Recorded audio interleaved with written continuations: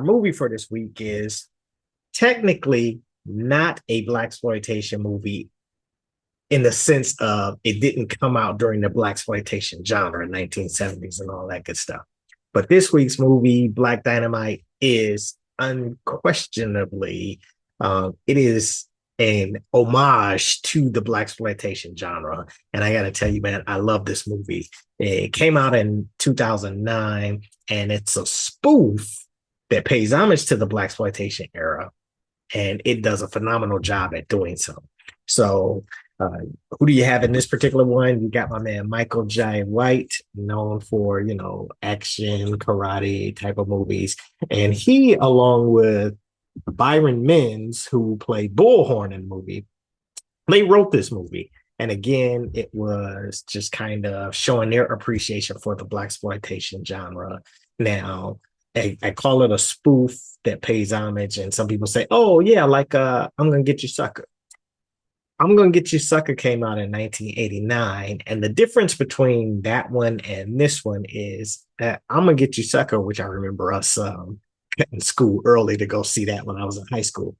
But the difference between that and this one is I'm Gonna Get You Sucker was more about it paid homage to blaxploitation, but it was kind of like taking blaxploitation characters and placing them into current day settings, the time 1989. This one it's just straight up, it's written and it's comes across as if it was a 1970s blaxploitation movie. In fact, had other than some of the obvious satire and spoof, if you just kind of looked at it against some of the movies from the 1970s, you almost wouldn't have been able to tell the difference. So I love this movie just for that alone.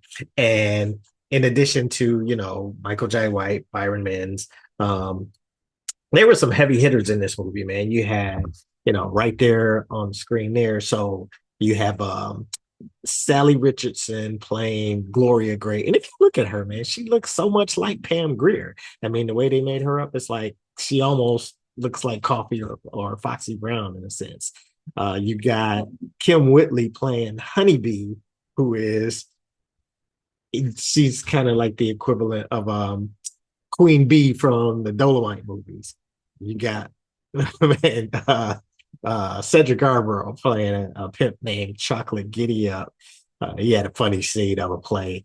Arsenio Hall playing a pimp named Tasty Freeze.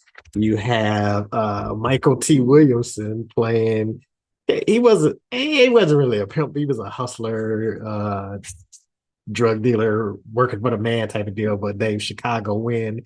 And then my man Tommy Davidson, which I have a scene with, playing a little hustler named Cream Corn. So that's just some of the heavy hitters. But others who were in the movie, you had the Kevin Chapman, white dude from Person of Interest. He played the cricket cop named O'Leary. You had Oba Babatunde, who you know from a lot of movies. He was the dude that was in Life with Eddie Murphy and Martin. He played kind of like a senior pimp named Osiris. But others, you had comedians like Buddy Lewis. You had singer Brian McKnight was in this movie. I think his scene got cut though, because I don't remember. He played a pimp named Sweetmeat. Nicole Ari Parker, I know her scene got cut playing Mahogany Black.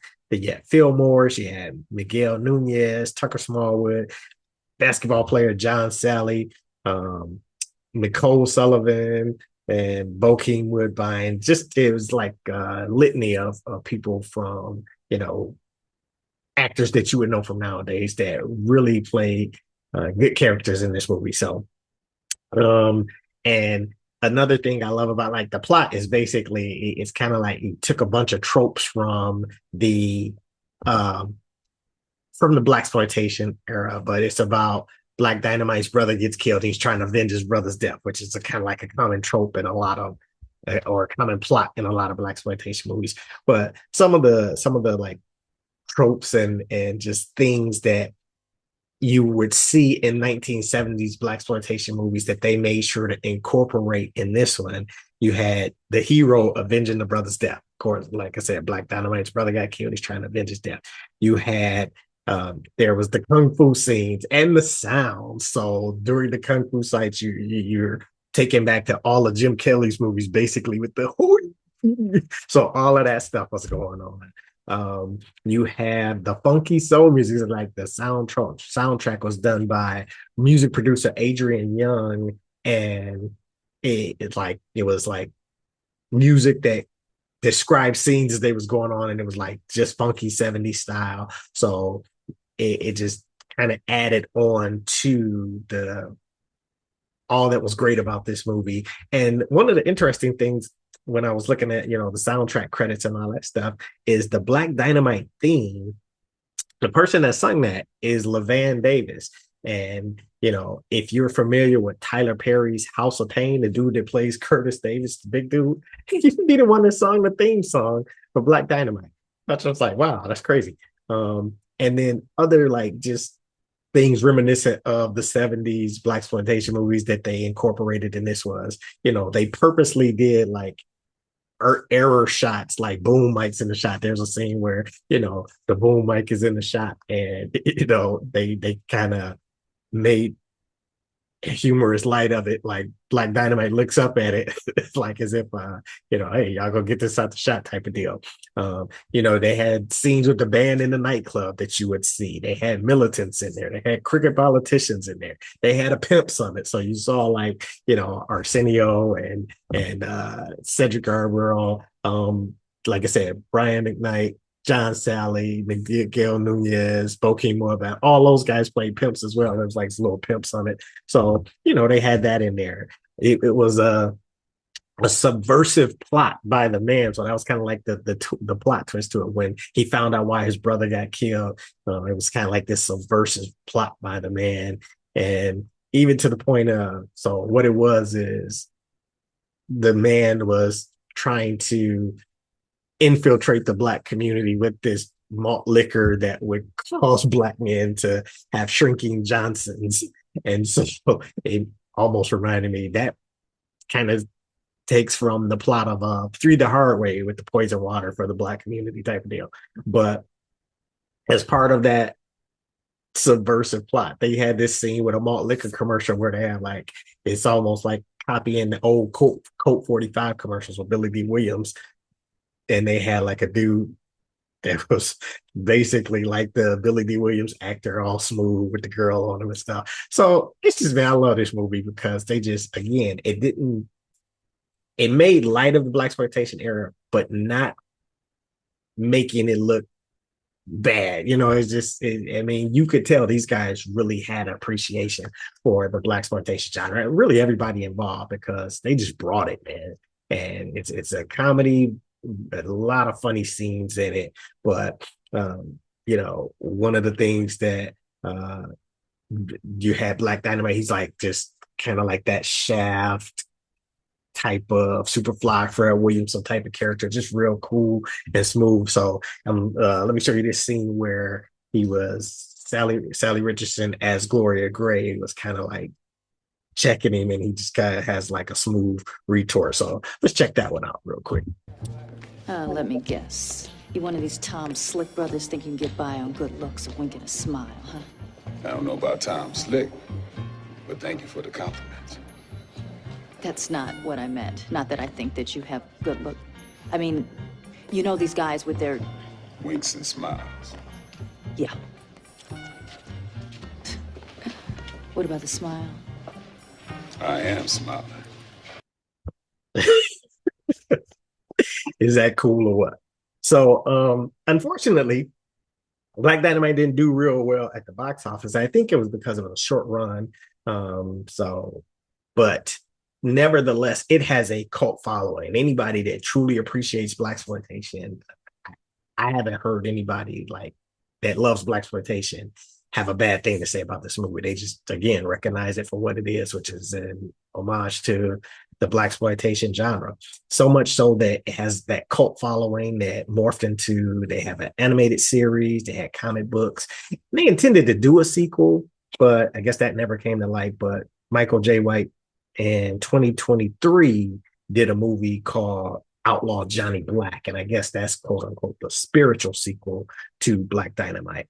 But all in all, man, it's just a great fun movie to watch. And even though it's technically not Blaxploitation when you look at the genre, it is definitely blaxploitation when you look at the movie in and of itself.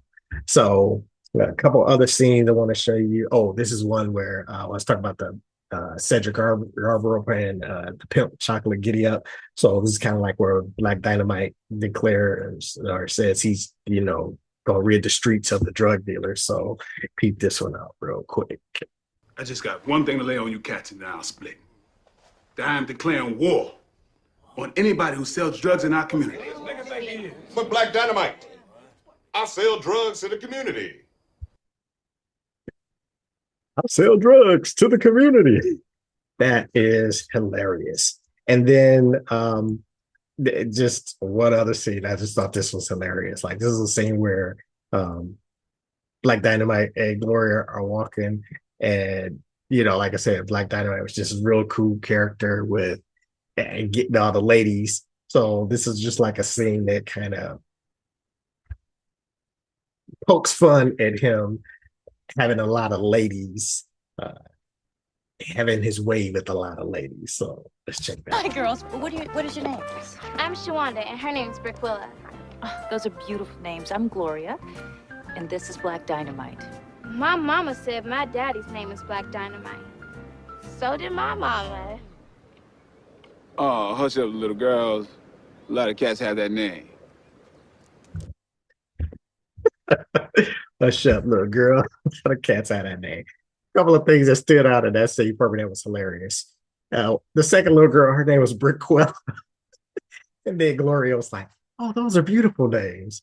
And then the music that was playing in the background, the music was all sweet and soft. And then when the second little girl said, yeah, my mama said my daddy's name is Black Dynamite, you could hear the music kind of like abruptly cut when his face changed. So again, man, I would think a lot of blaxploitation fanatics, since this was a more recent one, even though it's still all in 2009, that's over 15 years old. But I would think that a lot of people have seen this. But if you have never seen Black Dynamite and you are truly a fan of blaxploitation, you gotta see this one, man, because again, you really and thoroughly enjoy it. So Black Dynamite, make sure to check it out.